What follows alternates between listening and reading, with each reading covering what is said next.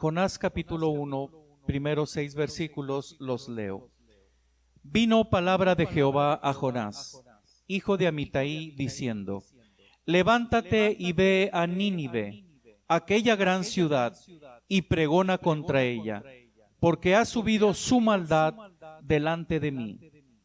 Y Jonás se levantó para huir de la presencia de Jehová a Tarsis, y descendió a Jope, y halló una nave que partía para Tarsis, y pagando su pasaje, entró en ella para irse con ellos a Tarsis, lejos de la presencia de Jehová. Pero Jehová hizo levantar un gran viento en el mar, y hubo en el mar una tempestad tan grande que se pensó que se partiría la nave. Y los marineros tuvieron miedo, y cada uno clamaba a su Dios, y echaron al mar los enseres que había en la nave para descargarla de ellos. Pero Jonás había bajado al interior de la nave y se había echado a dormir. Y el patrón de la nave se le acercó y le dijo: ¿Qué tienes, dormilón? Levántate y clama a tu Dios. Quizás Él tendrá compasión de nosotros y no pereceremos. Amén. Podremos iniciar con una pregunta. ¿Qué es lo que Dios espera de ti? ¿Qué crees que Dios espera de ti? Es una buena pregunta para empezar. ¿Qué espera Dios de mí? ¿Qué espera Dios de Jonás? ¿Qué espera Dios de cada una de las personas a las cuales rescata? ¿Qué esperará Dios? Yo puse aquí una respuesta que posiblemente coincida con la de usted. Espera amor. Dios es amor. Y el que vive en amor, vive en Dios y Dios en él. Ahora, ¿cómo puedo demostrarle mi amor a Él? ¿Cómo podemos demostrarle nuestro amor al Señor? Obedeciéndole.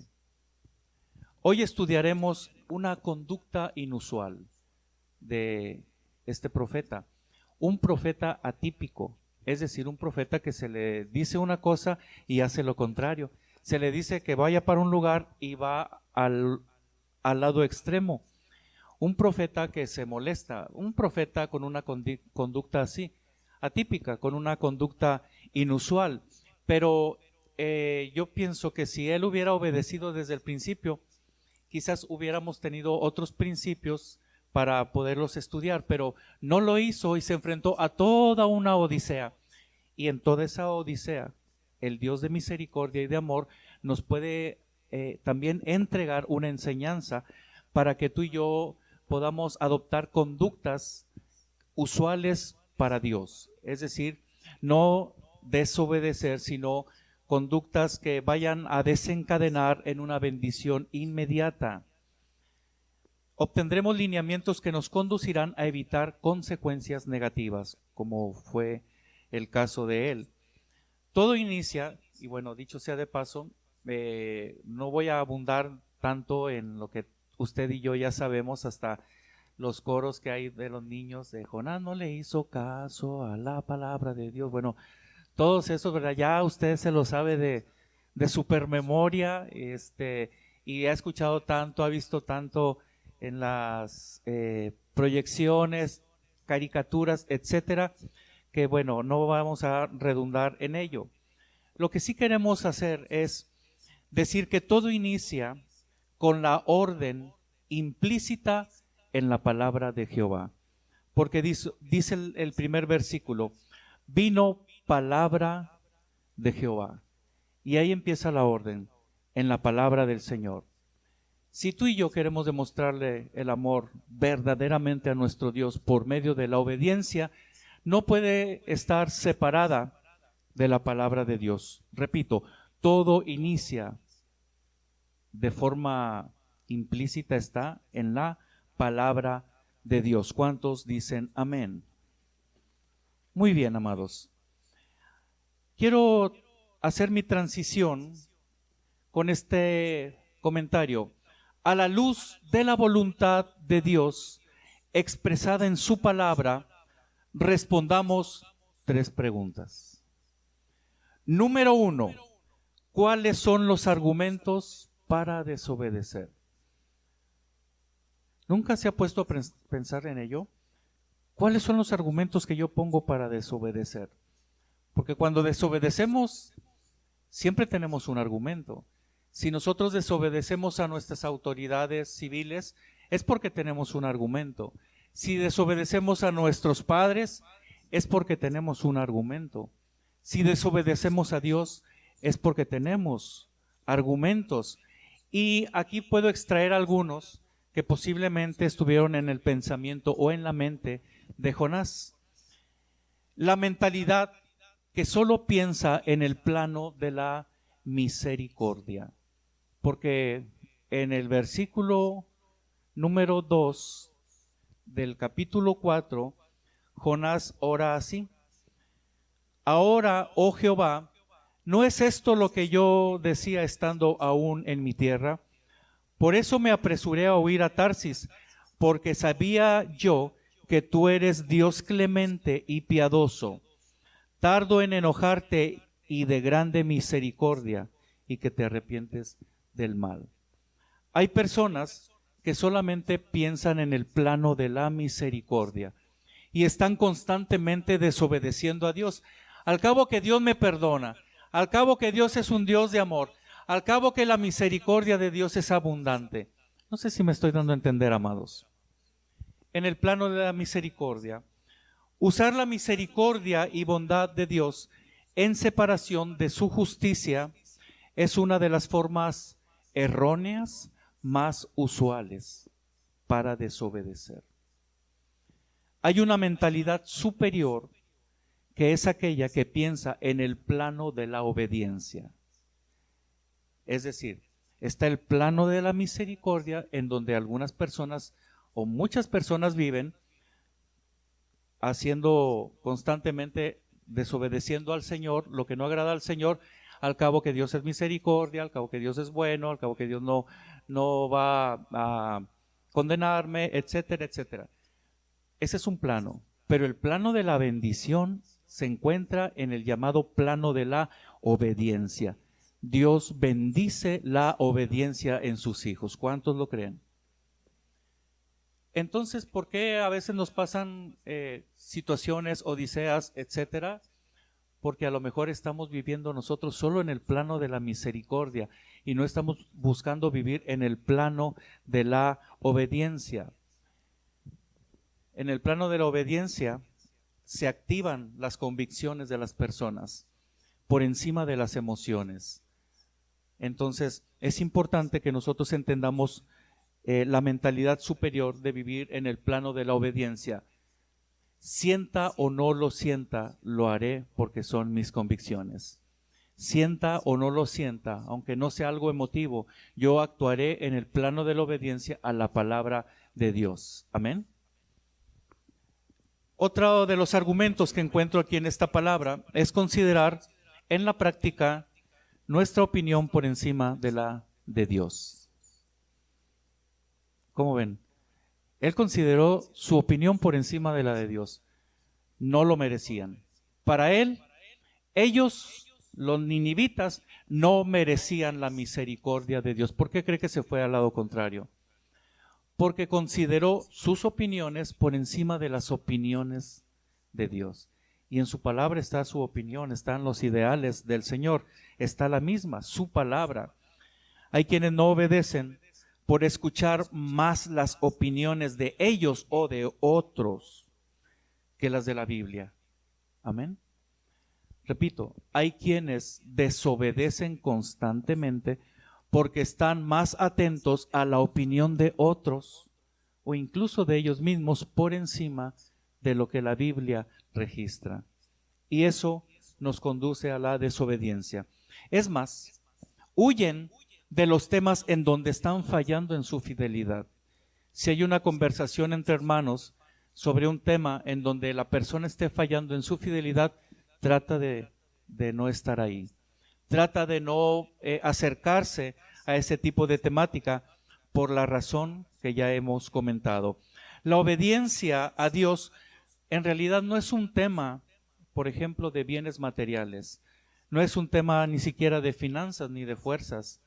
Es un tema del corazón, la obediencia a Dios. Hay quienes batallan tanto para obedecer a Dios en ciertas áreas de su vida práctica y no es eso, no es realmente, no son los recursos, no es la cuestión física, es una cuestión del corazón, porque se pone más los principios o los ideales, los comentarios de las demás personas antes que los que la Biblia nos enseña. Otra de las cosas que encuentro dentro de los argumentos que se desprenden aquí para desobedecer es porque la gente no quiere correr riesgos. La no aceptación, eso es un riesgo. Tú y yo, como cantamos hace un momento, hemos sido llamados a entregar el mensaje. Pero a lo mejor tú dices, ¿y si no me reciben el mensaje? La no aceptación, y se me empiezan a criticar.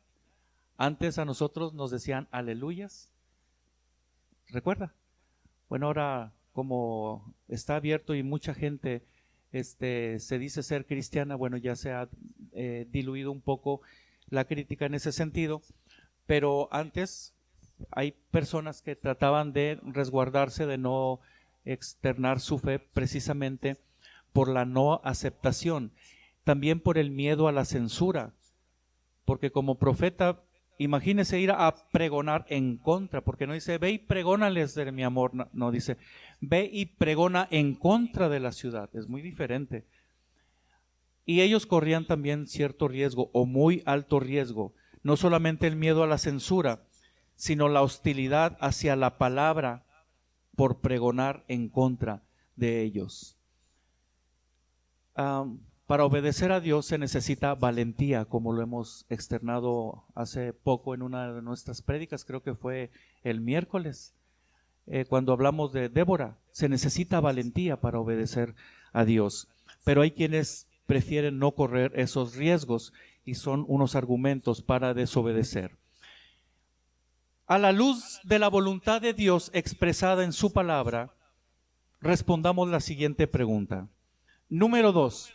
¿Cuáles son los costos de la desobediencia?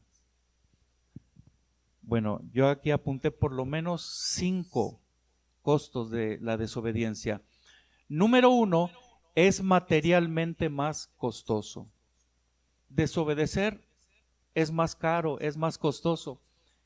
Dice la Biblia que él tuvo que pagar su pasaje y no era cualquier pago por la trayectoria que llevaba la nave.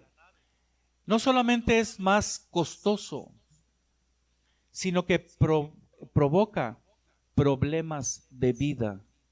Desobedecer provoca problemas para nuestra vida.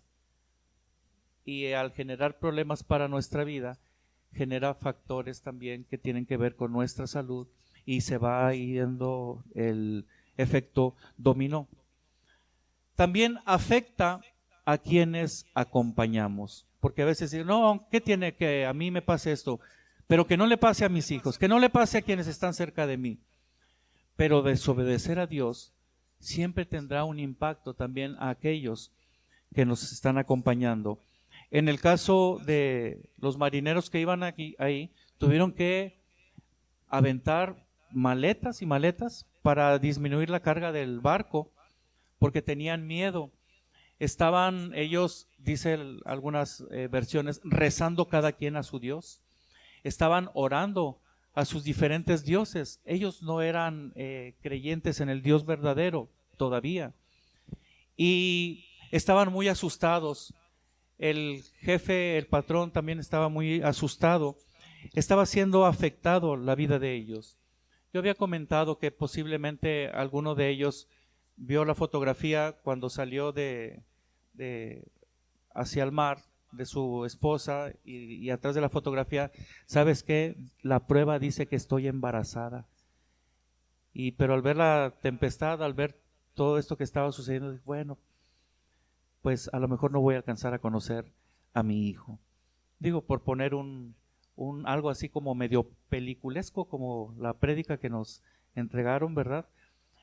No está en el guión, no está en la Biblia, pero yo me puedo imaginar la inquietud, la angustia de esas personas que estaban viviendo por la situación tan tormentosa que experimentaban.